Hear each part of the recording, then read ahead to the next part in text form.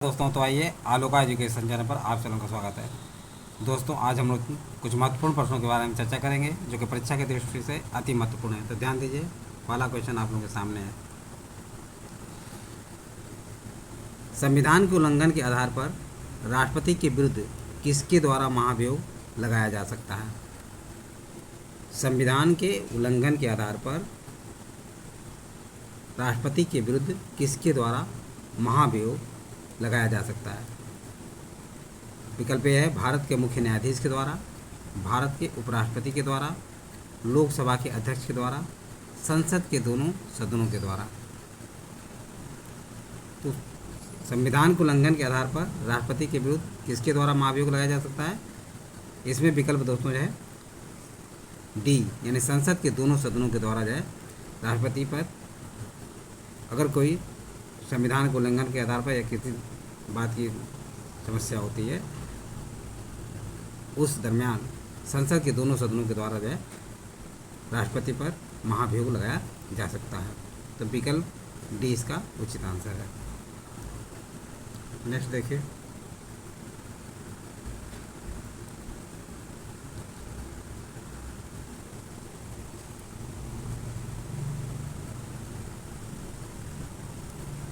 भारत के राष्ट्रपति पर महाभियोग चलाने के लिए कम से कम कितने दिन पूर्व की सूचना आवश्यक है? भारत के राष्ट्रपति पर महाभियोग चलाने के लिए कम से कम कितने दिन पूर्व की सूचना आवश्यक है? तो 7 दिन की, 14 दिन की, 21 दिन की, 30 दिन की। तो चलिए बताइए दोस्तों, इसमें से कौन सा आंसर आपके लिए सही या उचित आंसर है? विकल्प बी, यानी विकल्प बी या 14 दिन के लिए भारत के राष्ट्रपति पर महाभियोग चलाने के लिए कम से कम दोस्तों जो है 14 दिन पूर्व की सूचना आवश्यक है। तो विकल्प बी जो है आपका उचित आंसर है। नेक्स्ट देखिए, व्याख्या देखिए इसकी। भारत के राष्ट्रपति पर महाभियोग संविधान के अतिक्रमण के आधार पर चलाया जाता है। संविधान के उल्लंघन या संविधान के अतिक्रमण पर ही संविधान के अतिक्रमण के आधार पर चलाया जाता है जब संसद का कोई सदन इस प्रकार का आरोप लगाए। संसद का कोई सदन, चाहे लोकसभा हो चाहे राज्यसभा हो, जो भी हो, अगर इस प्रकार का आरोप जो है राष्ट्रपति पर लगाया जाता है तो संविधान के अनुच्छेद 61 क्लास 2 के अनुसार ऐसा कोई आरोप तब तक नहीं लगाया जाएगा जब तक कि ऐसा आरोप लगाने की प्रस्तावना किसी ऐसे संकल्प में अंतर्विष्ट नहीं है जो कम से कम 14 दिन की ऐसी लिखित सूचना के दिए जाने के पश्चात प्रस्तावित न किया गया हो। इस प्रकार 14 दिन की अग्रिम सूचना के साथ ही संकल्प पर सदन की कुल सदस्य संख्या के कम से कम 1/4 सदस्यों के हस्ताक्षर भी होने चाहिए। ये बात समझ में आ गई होगी। नेक्स्ट देखिए, निम्नलिखित में से कौन सा भारत के राष्ट्रपति के निर्वाचक गण का तो भाग है परंतु उसके महाभियोग अधिकरण का भाग नहीं है? ध्यान रखिए, निम्नलिखित में से कौन सा भारत के राष्ट्रपति के निर्वाचक गण का तो भाग है परंतु उसके महाभियोग अधिकरण का भाग नहीं है? विकल्प आप लोगों के सामने है। लोकसभा, राज्यसभा, राज्यों की विधान परिषदें, राज्यों की विधानसभाएं।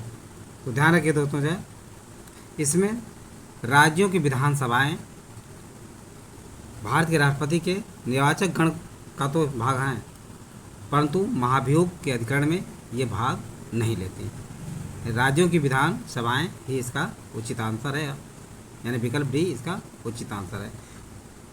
राष्ट्रपति के निर्वाचक गण में लोकसभा, राज्यसभा और विधानसभाएं भाग लेती हैं, लेकिन इतना बात ध्यान रखिए कि महाभियोग अधिकरण में राज्यों की विधानसभाएं पार्टिसिपेट नहीं करती हैं। नेक्स्ट, तो चलिए अब इसकी व्याख्या के बारे में बात करते हैं। अनुच्छेद 61 के अनुसार महाभियोग एक अर्ध न्यायिक प्रक्रिया है। क्या है? अनुच्छेद 61 के अनुसार जो है महाभियोग एक अर्ध न्यायिक प्रक्रिया है जो संसद में चलाई जाती है इसमें राज्यों की विधानसभाएं भाग नहीं लेती, जबकि अनुच्छेद 54 ख के अनुसार वे राष्ट्रपति के निर्वाचक गण का भाग हैं। किस अनुच्छेद के अनुसार? अनुच्छेद 54 ख के अनुसार जो राष्ट्रपति के निर्वाचक गण का भाग हैं। ध्यातव्य है कि राज्यों की विधान परिषदें राष्ट्रपति के निर्वाचक गण का भाग नहीं है। नेक्स्ट, राष्ट्रपति का रिक्त स्थान भर लिया जाना चाहिए। कितने दिनों में? 90 दिनों में, 6 माह में, 9 माह में, 1 वर्ष में। तो ध्यान रखिए दोस्तों, जो है राष्ट्रपति का रिक्त स्थान यदि हो गया है तो 6 महीने के अंदर जो है क्या कर लेना चाहिए? भर लिया जाना चाहिए। नेक्स्ट, तो आइए जानते हैं दोस्तों इसकी व्याख्या के बारे में। संविधान के अनुच्छेद 62 क्लास 1 के अनुसार राष्ट्रपति की पदावधि की समाप्ति से हुई रिक्ति को भरने के लिए निर्वाचन पदावधि की समाप्ति से पहले ही पूर्ण कर लिया जाएगा। अनुच्छेद 62 क्लास 2 के अनुसार यदि रिक्ति राष्ट्रपति की मृत्यु, पद त्याग या पद से हटाए जाने के कारण हुई है तो उसके रिक्ति को भरने के लिए निर्वाचन रिक्ति होने की तारीख के पश्चात यथाशीघ्र और प्रत्येक दशा में 6 माह बीतने से पहले किया जाएगा और रिक्ति को भरने के लिए निर्वाचित व्यक्ति अनुच्छेद 56 के उपबंधों के अधीन रहते हुए अपने पद ग्रहण की तारीख से 5 वर्ष की अवधि तक पद धारण करने का हकदार होगा। तो ये बात समझ में आ गई होगी। नेक्स्ट देखिए, भारत में राष्ट्रपति की मृत्यु, पद त्याग अथवा हटाए जाने पर पद में हुई रिक्ति को भरने की समय सीमा क्या है? तो अभी अगले प्रश्न में ही, पिछले प्रश्न में आप लोगों को बताया गया था कि कितने समय में रिक्ति को भर दिया जाना चाहिए या भर लेना चाहिए। तो इसमें विकल्प है 1 माह, 9 माह, 3 माह यानी 6 माह। यानी 6 माह के अंदर दोस्तों जो है भारत में राष्ट्रपति की मृत्यु, पद त्याग अथवा हटाए जाने पर यदि वो पद खाली हो जाता है तो 6 माह के अंदर जो है उस पद को भर लेना चाहिए। नेक्स्ट देखिए, ये प्रश्न बार बार जो है रिपीट हो रहा है, ध्यान दीजिए। जब राष्ट्रपति मृत्यु, त्याग पत्र, पदच्युत या अन्य कारणों से अपने कर्तव्यों को नहीं निभा सकता है तो उपराष्ट्रपति कितने समय तक राष्ट्रपति के रूप में कार्य करता है? जब राष्ट्रपति मृत्यु, त्यागपत्र, पदच्युत या अन्य कारणों से अपने कर्तव्यों को नहीं निभा सकता है तो उपराष्ट्रपति कितने समय तक राष्ट्रपति के रूप में कार्य करता है? तो ध्यान रखिए, 5 वर्ष तक, 1.5 वर्ष तक, 1 वर्ष तक, 6 माह तक। तो दोस्तों उपराष्ट्रपति जो है 6 माह तक क्या करता है? राष्ट्रपति के रूप में कार्य करता है, लेकिन 6 माह के अंदर ही क्या करना चाहिए? नए राष्ट्रपति का निर्वाचन हो जाना चाहिए।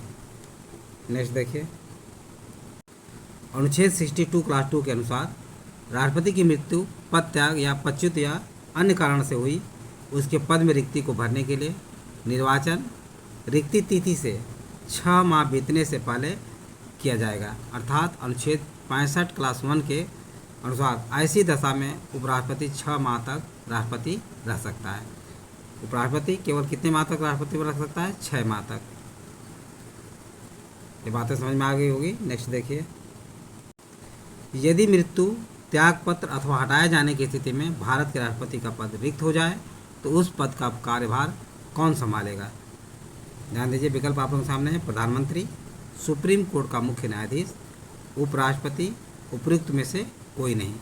तो दोस्तों ध्यान रखिए, जब जो है राष्ट्रपति का पद मृत्यु, त्यागपत्र अथवा हटाए जाने की स्थिति में पद रिक्त हो जाता है तो उस स्थिति में यह कार्यभार जो है भारत का उपराष्ट्रपति संभालता है। कौन संभालता है? उपराष्ट्रपति संभालेगा। तो विकल्प सी इसका उचित आंसर है। नेक्स्ट देखिए, आइए इसकी व्याख्या देखते हैं। अनुच्छेद 65 के अनुसार यदि मृत्यु, त्यागपत्र अथवा हटाए जाने की स्थिति में राष्ट्रपति का पद रिक्त हो तो पद का कार्यभार उपराष्ट्रपति संभालेगा। कौन संभालेगा? उपराष्ट्रपति संभालेगा। तथा यदि किन्हीं कारणों से उपराष्ट्रपति भी उपलब्ध न हो तो ऐसी दशा में उच्चतम न्यायालय का मुख्य न्यायाधीश या उसके न रहने पर, मुख्य न्यायाधीश के भी न रहने पर उसी न्यायालय का वरिष्ठतम न्यायाधीश जो उस समय उपलब्ध है राष्ट्रपति के कृत्यों को संपादित करेगा। क्या करेगा? राष्ट्रपति के कृत्यों को संपादित करेगा। राष्ट्रपति उत्तराधिकार अधिनियम 1969 president discharge of a function bill 1969 के अनुसार, यानी ये बातें ध्यान रखिए। अनुच्छेद 65 के अनुसार यदि मृत्यु, त्यागपत्र अथवा हटाए जाने की स्थिति में राष्ट्रपति का पद रिक्त हो तो पद का कार्यभार उपराष्ट्रपति संभालता है, तथा यदि किन्हीं कारणों से उपराष्ट्रपति भी उपलब्ध न या मौजूद न हो तो उच्चतम न्यायालय का मुख्य न्यायाधीश या उसके न रहने पर, मुख्य न्यायाधीश के न रहने पर उसी न्यायालय का वरिष्ठतम न्यायाधीश जो उस समय उपलब्ध है राष्ट्रपति के कृत्यों को संपादित करेगा। राष्ट्रपति उत्तराधिकार अधिनियम 1969 के तहत यह कार्य करेगा।